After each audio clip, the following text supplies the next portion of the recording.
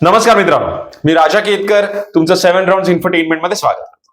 शेतकऱ्यांच्या मदतीला युक्तीने धावून आलेल्या दोन भावांची खरी गोष्ट मी तुमच्या बरोबर आज शेअर करणार आहे।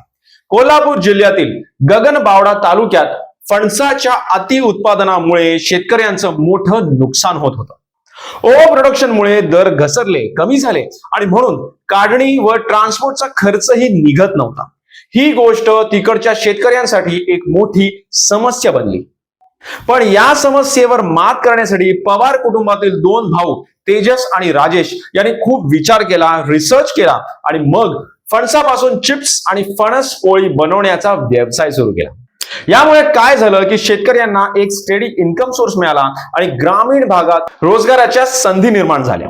पवार बंधूंनी सुरू केलेला हा व्यवसाय राष्ट्रीय आणि आंतरराष्ट्रीय बाजारात लोकप्रिय होत आहे। चला जाणून घेऊया पवार बंधूंची पूर्ण कहाणी। पण त्याआधी तुम्ही जर आपलं चॅनल सबस्क्राईब केलं नसेल तर सबस्क्राईबचं बटन जरूर दाबा, म्हणजे ह्यापुढे सुद्धा अशाच इंटरेस्टिंग गोष्टी घेऊन आम्ही तुमच्यापर्यंत आपल्या चॅनलच्या माध्यमातून पोहोचू शकू। कोल्हापूर जिल्ह्यातील गगनबावडा तालुक्यात राहणाऱ्या तेजस आणि राजेश या भावांच्या गावात अनेक शेतकऱ्यांकडे वडिलोपार्जित फणसाची झाडं होती, ज्यातून दरवर्षी मोठ्या प्रमाणात उत्पादन व्हायचं। मात्र बाजारात गरजेपेक्षा जास्त सप्लाय झाल्याने फणसाचे दर पडायचे आणि तेही इतके की शेतकऱ्यांचा माल काढणीचा आणि योग्य ठिकाणी विक्रीसाठी पोहोचवण्याचा खर्चही निघत नव्हता। त्यामुळे त्यांना फणस चक्क फेकून द्यावे लागत होते। तेजस आणि राजेश पवार यांनी फणसाची होणारी नासाडी पाहिली। खूप मोठ्या प्रमाणात नुकसान होताना त्यांनी बघितलं काय करता येईल, नुकसान न होण्यासाठी काही पर्याय आहे का, काय करावं असे प्रश्न त्यांना भेडसावू लागले। इतक्यात एके दिवशी त्यांच्या वडिलांना एका नातेवाईकांनी फणसाचे चिप्स बनवण्याचा सल्ला दिला। त्यांनी 15 किलो चिप्स बनवून कोल्हापूरमध्ये घरपोच विकायला सुरुवात केली। या त्यांच्या नवीन एक्सपेरिमेंटला चांगला प्रतिसाद मिळाला।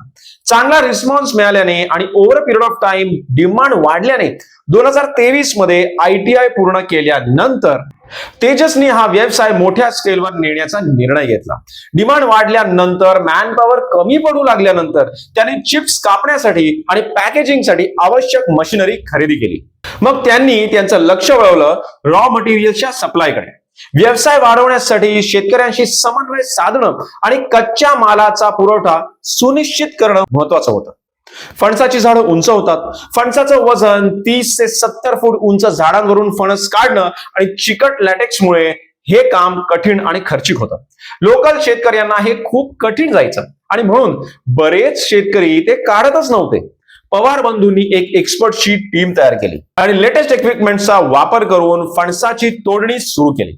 त्यांनी फणसाच्या साईज, क्वालिटी आणि काढणीच्या कॉम्प्लेक्सिटी नुसार शेतकऱ्यांना 30 ते 70 रुपये प्रति किलो दराने पैसे देण्यास सुरुवात केली। यामुळे शेतकऱ्यांचं उत्पन्न वाढलं आणि फणसाची नासाडी पूर्णपणे थांबली। तुम्हाला खोटं वाटेल पण आता ते त्यांच्या स्वतःच्या गावातले आणि आसपासच्या गावातले पिकवलेले जवळपास सर्व फणस विकत घेतात। 4 किलो कच्च्या फणसापासून सुमारे 1 किलो चिप्स बनवता येतात, हे त्यांचं एक ऍव्हरेज कॅल्क्युलेशन आहे। आणि अशा प्रकारे दरवर्षी 4000 किलो पेक्षा जास्त कच्च्या फणसावर प्रोसेसिंग करून सुमारे 1000 किलो चिप्स तयार केले जातात। चिप्स बनवताना फक्त फणस, नारळ तेल आणि मीठ या 3च घटकांचा वापर केला जातो आणि बेस्ट गोष्ट म्हणजे यात कोणतेही आर्टिफिशियल कलर्स किंवा प्रिझर्वेटिव्ह मिसळलेले जात नाहीत आणि त्यामुळे हे चिप्स सगळ्यांसाठी सेफ आहेत। चिप्सची विक्री साधारण 900 ते 1000 रुपये प्रति किलो या दराने केली जाते। तुम्ही आपला पारंपरिक मराठी पदार्थ फणस पोळी कधी ना कधीतरी नक्कीच खाल्ली असेल। पिकलेल्या फणसापासून ती बनवली जाते, ज्याला साधारण 700 प्रति किलोचा भाव आहे। या पवार बंधूंनी त्यांचं वर्षाचं शेड्यूल असं आखलं आहे की जानेवारी ते सप्टेंबर या हंगामात त्यांचं युनिट कार्यरत असतं आणि उरलेले 3 महिने ते मार्केटिंगवर फोकस करतात। अशा प्रकारच्या प्लॅनिंग आणि डेडिकेशनच्या आधारावर ते वर्षाला 12 लाख रुपयांची कमाई करत आहेत। दोघं भाऊ मिळून लेटेस्ट टेक्नॉलॉजीचा वापर करून एक नवीन प्रोडक्शन प्लांट उभारण्याची आणि फणसाचे पापड व लाडू यांसारखी नवीन उत्पादने बाजारात आणण्याची योजना ते आखत आहेत।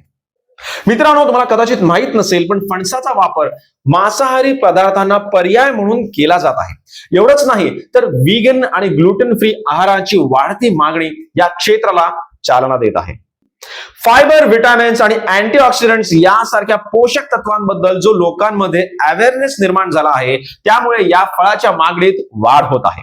एका रिपोर्टनुसार भारतात फणस उत्पादनाची बाजारपेठ 1252 कोटी रुपयांची आहे आणि पुढील 5 वर्षात ती 1580 कोटी रुपयांपर्यंत पोहोचण्याचा अंदाज आहे. फणस कबाब, बिर्याणी आणि रेडी टू कुक पदार्थांना राष्ट्रीय आणि आंतरराष्ट्रीय बाजारात गेल्या काही वर्षात मोठी मागणी तयार झाली आहे.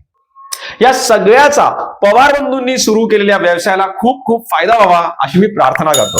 त्यांच्या युक्तीला आणि त्यांच्या कामाला सलाम. तुम्हाला व्हिडिओ कसा वाटला मला कमेंट्स मध्ये जरूर सांगा. आवडला असेल तर लाईक करा आणि आपल्या चॅनलला सबस्क्राईब करायला विसरू नका. जय हिंद, जय भारत.